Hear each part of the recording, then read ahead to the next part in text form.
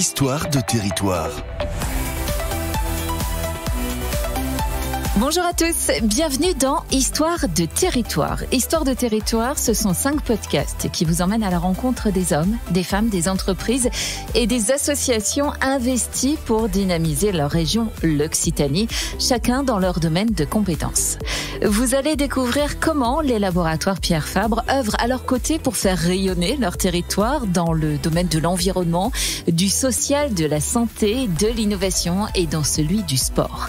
Et c'est à l'environnement qu'on s'intéresse aujourd'hui. Pour parler de ce sujet, j'ai rendez-vous avec Claude Grison. Claude Grison est chimiste, directrice de recherche au CNRS. Avec 42 brevets et plus de 170 publications à son actif, elle a été récompensée à de nombreuses reprises pour ses travaux. Claude Grison a notamment reçu la médaille de l'innovation du CNRS en 2014 et le prix de l'inventeur européen en 2022.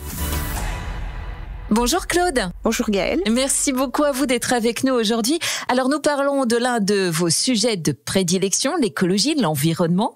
Comment travaillez-vous sur ce sujet dans votre laboratoire ? Alors en fait, je m'intéresse au déclin de la biodiversité et notamment à 2 grandes causes responsables du déclin de cette biodiversité. La pollution, au sens large du terme, pollution des sols, pollution de l'eau.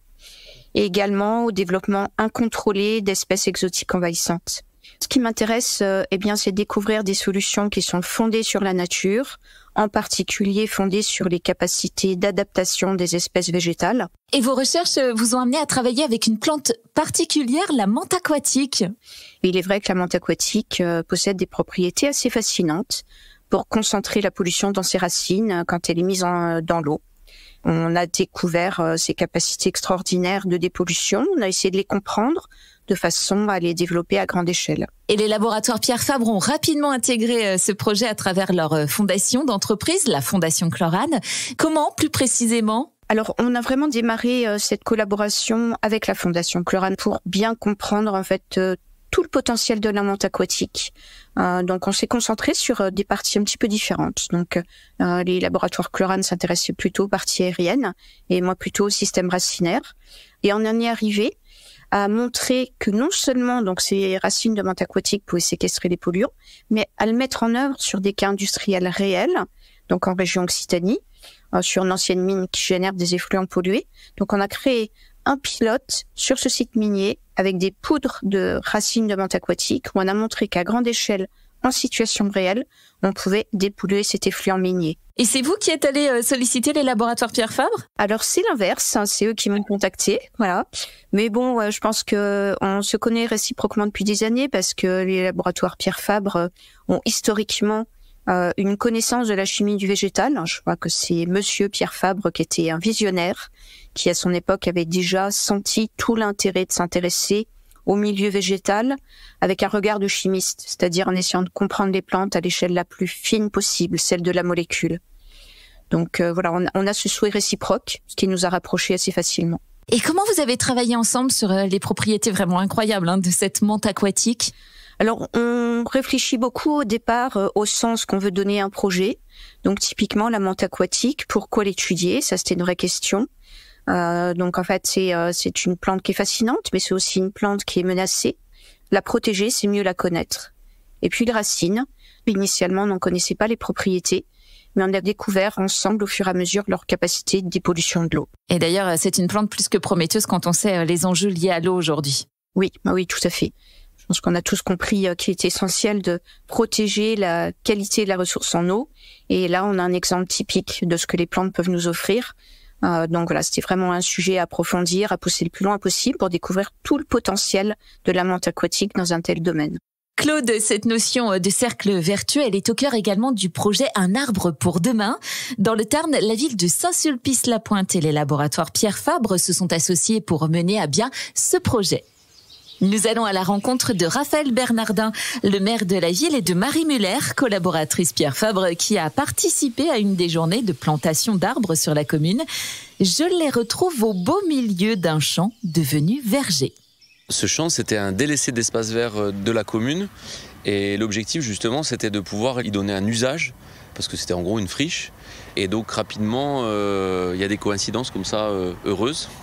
Cette coïncidence heureuse, c'est les laboratoires Pierre Fabre qui décide d'entreprendre un projet, notamment de plantation de vergers, et en particulier de solliciter les communes où Pierre Fabre est déjà implanté, où Pierre Fabre a déjà une action.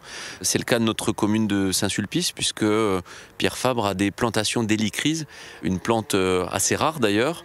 On s'est mis à échanger ensemble et c'est là qu'on a trouvé un terrain d'atterrissage pour le projet de Pierre Fabre, mais également d'englober et d'embarquer avec nous l'ensemble de la population, notamment les associations qui nous ont aidés avec leurs râteaux, leurs pelles, leurs pioches à planter ces arbustes.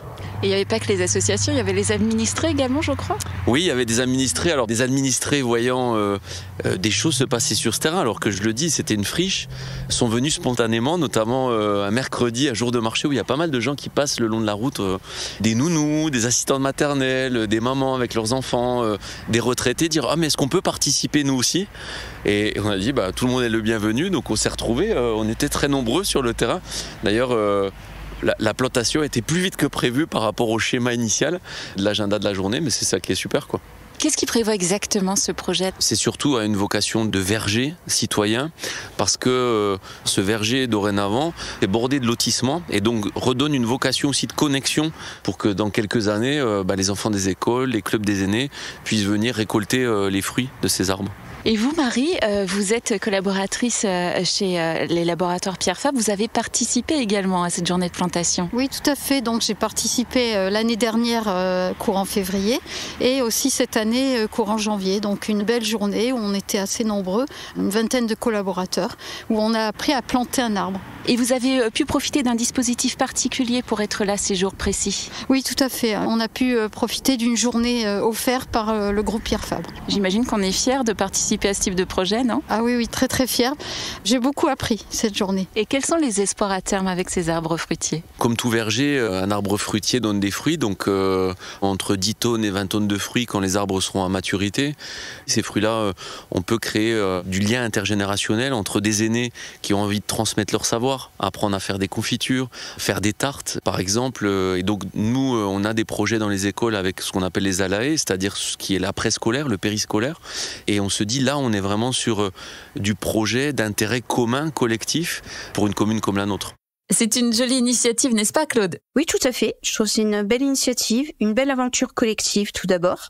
Donc c'est assez formidable de pouvoir réunir des élus, laboratoire Pierre Fabre, l'association, des jeunes, peut-être aussi des moins jeunes qui peuvent partager leur expérience autour d'un projet commun. Donc c'est déjà une belle réussite en soi. Et puis la deuxième chose que je trouve intéressante, c'est qu'on parle beaucoup de plantation d'arbres qui sont importantes, mais c'est pas toujours bien conçu. Donc là, c'est fait avec un certain recul, un objectif, c'est bien réfléchi, c'est réfléchi sur le long terme. Donc c'est une deuxième fois intéressant. C'est ce que j'aime bien aussi, voilà, c'est de pas se précipiter sur une action qui semble positive, mais prendre le recul suffisant pour qu'elle ait du sens. Et on a bien compris d'ailleurs que votre projet de menthe aquatique a lui aussi beaucoup de sens. C'est une fabuleuse innovation. Et cette fabuleuse innovation vous a valu d'ailleurs, je le disais en introduction, le prix de l'inventeur européen en 2022. Donc en fait, c'est ce que l'Office européen des brevets a récompensé, c'est ce que l'on fait après. Bien sûr, il y a la solution écologique, naturelle, qui est très importante, mais c'est la capacité à montrer que toutes ces plantes qui séquestrent les métaux ne sont pas des déchets. Elles peuvent générer de nouveaux outils pour développer une chimie écologique, durable, éco-responsable. Voilà, on a transformé ces plantes qui séquestrent les métaux en ce qu'on appelle, nous, des éco-catalyseurs, c'est-à-dire des accélérateurs de réactions chimiques qu'on arrive à mettre en œuvre avec aucun ingrédient pétrosourcé ou synthétique, en faisant du tout naturel. Voilà, c'est ce qui a été breveté, c'est ce que l'Office européen des brevets a reconnu comme innovation à travers ce prix. À quoi servent exactement ces éco-catalyseurs ?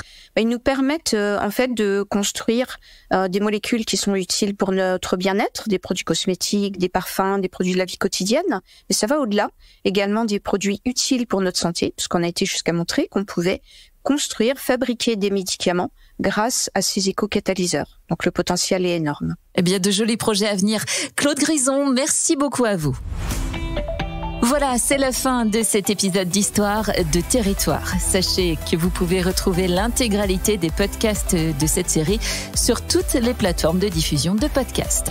Très belle journée à vous et à bientôt pour un nouvel épisode d'Histoire de Territoire.